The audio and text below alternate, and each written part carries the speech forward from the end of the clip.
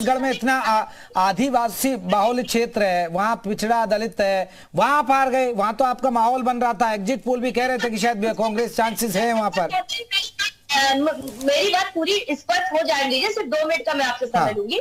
देखिए, आप इन्होंने कहा कि ये इस तरीके से चीजें चल रही, तो मैंने एक बात बहुत स्पष्ट कही है कि हम इसकी लड़ाई जो लड़ रहे हैं, अगर आप ये हमसे कह रहे हैं कि हम आप कभी कहते हैं कि मैं गरीब, मेरी भी सबसे बड़ी आबादी गरीब की है, तो हम ये उम्मीद करते हैं कि अब अगर आपको तीन राज्यों की जनता ने आपको इसलिए प्यार दिया तो कम से कम अब आप गरीबी दूर कर लेंगे, क्योंकि 9.5 सालों में आपने वो नहीं कर पाया। अब मैं आती हूँ दूसरे बात पे। अब हमारी जो कांग्रेस की रणनीतियां हैं, जो भी हमारी जो तैयारी जो अब तक चलती आई है, वो आगे भी चलेगी, क्योंकि एंकर महोदय जी, मैं एक बात बहुत स्पष्ट कर दूं कि आज भी भारत के कोने कोने में राजीव गांधी जी के, इंदिरा गांधी जी के त्याग को ना कोई भूला है, ना उनके प्रति किसी का प्यार कम हुआ है। धूमिल हुआ है, मगर मैं ये नहीं कह सकती कि कम हुआ है। आज भी लोग राजीव गांधी जी को और इंदिरा गांधी जी को उसी तरीके से, उनकी विचारधाराओं को उसी तरीके से मानते हैं जैसे आज से कई साल पहले, 33 साल पहले लोग मानते थे। उस समय बीजेपी का जन्म भी नहीं हुआ था, और हम उन्हीं विचारधाराओं को लेके आज भी काम कर रहे हैं और आगे भी करते रहेंगे। और मुझे और हमारी सभी, मेरा एक ही बात कहना है कि कांग्रेस के कार्यकर्ता ना हताश हुए ना दुखी हुए। संजय जी काउंटर कर रहे हैं आपकी बात का। संजय जी जल्दी से काउंटर करिए, फिर तारिक साहब को मैं कुछ सवाल पूछूंगा। ये वही कांग्रेस थी जिसके कार्यक्रमों का शुभारंभ रघुपति राघव राजा राम को गाकर होता था, लेकिन यह वो कांग्रेस बदल गई है जो राम के अस्तित्व को नकारती है। ये वो कांग्रेस नहीं रही। ये कांग्रेस नारा लगाती थी कि हम गरीबी हटाएंगे। इंदिरा गांधी के बाद 3 पीढ़ियां चली गई, लेकिन गरीबी नहीं हटी। भाजपा ने 2014 के बाद आज तक 14.5 करोड़ ऐसे लोग हैं जो गरीबी की लाइन से नीचे निकले। आज हर गरीब अगर शाम को सोता है तो वो खाना खाकर सोता है। ये देश के अंदर परिवर्तन हुआ है। उसको खाने की चिंता नहीं करनी है। अगर रोग होता है तो उसके लिए सरकार फ्री में वैक्सीन लेकर आती है। अगर उसके लिए इलाज की जरूरत है तो सरकार उसके लिए योजनाएं लाती है। सरकार गरीबों के लिए खड़ी है, गरीबों के लिए काम कर रही है। गरीब कल्याण के लिए उसने अपने खजाने के दरवाजे खोले हैं। उसने छत दी है, उसने शौचालय दी है, उसने स्वच्छ पीने का पानी उसके घर तक पहुंचाया है। यही है गरीबों के लिए, के कल्याण के लिए। बिल्कुल बिल्कुल। तारिक साहब एक बड़ा सवाल है। तारिक साहब, आप लोग अभी पीडीए चिल्ला रहे हैं, जातीय जनगणना की बात चिल्ला रहे हैं, और अब देखिए अभी थोड़ा कुछ दिन तो आप शांति रहेंगे, क्योंकि आप लोग अभी ये फॉर्मूला आपका फेल हुआ है। इन 3 राज्यों के दौरान आप लोगों ने भी उठाया। अगर सर ये पीडीए की आप बात करें, जातीय जनगणना की बात करें, तो बीजेपी भी तो हिंदुत्व के मुद्दे को धार दे रही है ना। फिर आपके पीडीए और जातीय जनगणना का फॉर्मूला फेल होगा। ये लोग राम मंदिर की बात कर रहे हैं। राम मंदिर का आप देखिए एक बड़ी प्राण प्रतिष्ठा हो रही है। राम मंदिर का मुद्दा हर चुनावी जनसभा में, चाहे प्रधानमंत्री नरेंद्र मोदी की बात करें या सीएम योगी की बात करें, तो ये आपको नहीं लग रहा कि इनका हिंदुत्व का एजेंडा, राम मंदिर का मुद्दा, ये आपके जो पीडीए फॉर्मूले, जातीय जनगणना, और जातीय जनगणना पर पीएम कहते हैं देखिए हमारी 4 जातियां, गरीब, किसान, महिलाएं, युवा, तो वो कहते हैं कि सबका विकास हो इनका।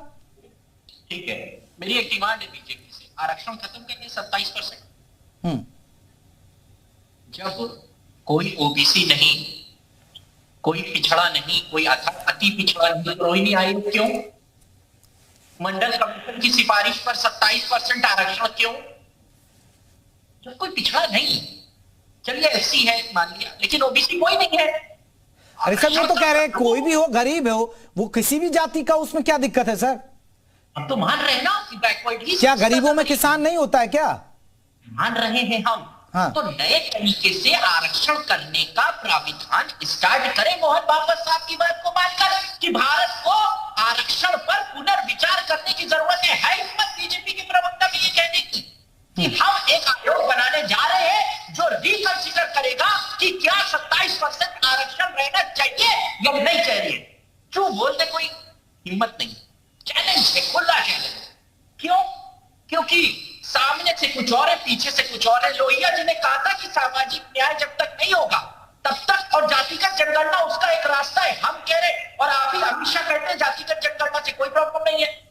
प्रधानमंत्री कहते हैं जाति की बात करना पाप है, और अपनी विचारधारा, मैंने कहा बीजेपी भी, लेकिन लोहिया जी की विचारधारा जाति और मजहब वाली बात नहीं थी। नहीं, मगर समाज में न्याय लाने के लोहिया जी ने पीडीए फॉर्मूला कभी नहीं कहा। नहीं, लोहिया जी ने कभी उनके, देखिए मैंने ज्यादा विचारधारा नहीं पढ़ी, लेकिन कुछ कंसेप्ट पढ़ा तो लोहिया जी नहीं कहते थे देखिए हम पीडीए फॉर्मूला लेकर आएंगे।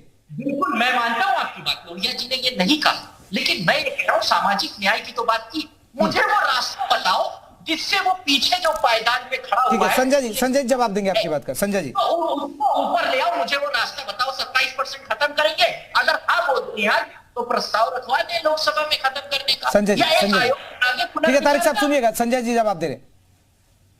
तारिक साहब, हमारा सीधा सीधा लक्ष्य है कि जो भी गरीब होगा, जिसके पास भी अभाव होगा, जिसके पास भी सरकार की सुविधाएं लेने के लिए उस मापदंड तक खत्म नहीं होगा, हम सबसे पहले जाकर उसकी झोली भरेंगे, उसके लिए काम करेंगे। आपको क्यों तकलीफ होती है अगर हम देश के लोगों को खाने के लिए मुफ्त में अनाज देते हैं तो उसके लिए आप तर्क क्यों जुटाते हैं? हम तो जाति नहीं देखते। भारतीय जनता पार्टी की योजनाओं की किसी एक योजनाओं में एक नाम बता दीजिए जिसको जाति के आधार पर, वर्ग के आधार पर, समुदाय के आधार पर, क्षेत्र के आधार पर उसको निग्लेक्ट किया हो। हम तो केवल और केवल समाज में सबसे पीछे गरीब लोगों के कल्याण के लिए हर योजना को लेकर आ रहे हैं। कोई भी योजना हो उसका आधार वही है जो गरीबी रेखा के नीचे है। इसके लिए हम जाति नहीं देखते हैं और शायद यही लोहिया की मंशा थी, लोहिया का यही विचार था। बिल्कुल बिल्कुल, ये एक बड़ी बात है तारिक साहब। बीजेपी वाले ये तो नहीं कह रहे ना खान साहबों को नहीं मिले ये योजना, खान साहब को ये भाई ये योजना नहीं मिले, खान साहब को भाई पक्के घर ना मिले, खान साहब को यहाँ पर राशन ना मिले। बीजेपी ये तो नहीं कह रही है ना। मैं ये कह रहा हूं कि इनके हिसाब से जो जातियों का आधार अभी बना हुआ है, मैं मंडल कमीशन की सिर्फ बात कर रहा हूं। आपके हिसाब से मंडल कमीशन की 27% की जो प्री रिक्वेस्टिंग है, उसकी जो रिक्वायरमेंट है वो गलत है, आप ये कहना चाहते हैं? उसकी रिक्वायरमेंट उसका इकोनॉमिक स्टेटस होना चाहिए, ये कहना चाहते हैं? मैं मान लूं इस बात को कि भाजपा ऐसा चाहती है, सिंपल। अगर आप चाहते हैं तो कहते क्यों नहीं? चलिए तारिक साहब अब जल्दी से, क्योंकि वक्त कम है, क्योंकि अब हम जाति में उलझ गए।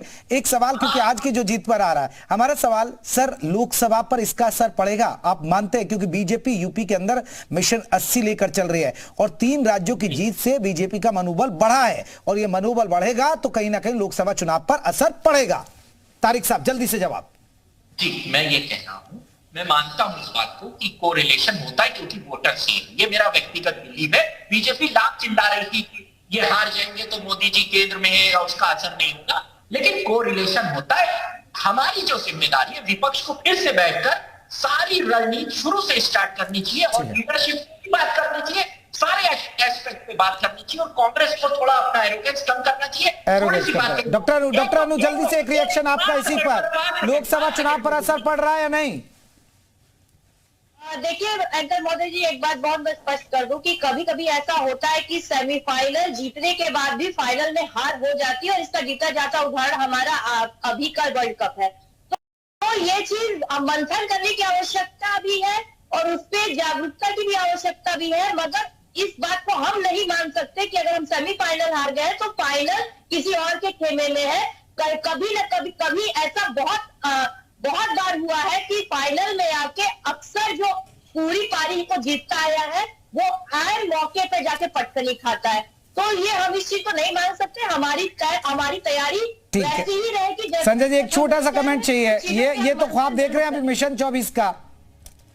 देखिए राजनीति में 3 चीजें बहुत जरूरी होती है, नेतृत्व की नीति और उसकी नियत। आज ना विपक्ष का नेतृत्व कोई ऐसा है जो नरेंद्र मोदी जी की बराबरी का हो, ना उनकी कोई नीति ऐसी है जो भारतीय जनता पार्टी की योजनाओं को कंडम कर सके, और ना उनकी नीयत ऐसी है जब वो जीत कर आते हैं तो महंगाई बढ़ाते हैं। तो मुझे लगता है कि नेतृत्व, नीति और नियत, चलिए नेतृत्व, नीति और नियत, ये मिशन 2024 की रूपरेखा भी तय करेंगी। बहुत बहुत शुक्रिया आप सभी मेहमानों का हमारे साथ जुड़ने के लिए, खास चर्चा करने के लिए हमारे साथ सभी मेहमान जुड़े और अपनी बात रखी। लेकिन जनादेश आ गया 2023 का, 24 पर कितना असर पड़ेगा देखना बड़ा दिलचस्प होगा। अभी तो इंडिया गठबंधन में सिर्फ फुटबॉल भी होगी, लेकिन बीजेपी का मनोबल बढ़ा, इसमें कोई भी कहना गलत नहीं होगा कि बीजेपी इससे फायदा लेगी 2024 में। अभी राम मंदिर के प्राण प्रतिष्ठा है वो भी बहुत होगा, तो बहुत चीजें बदलेंगी अभी 2024 तक। इस चर्चा में बस इतना ही।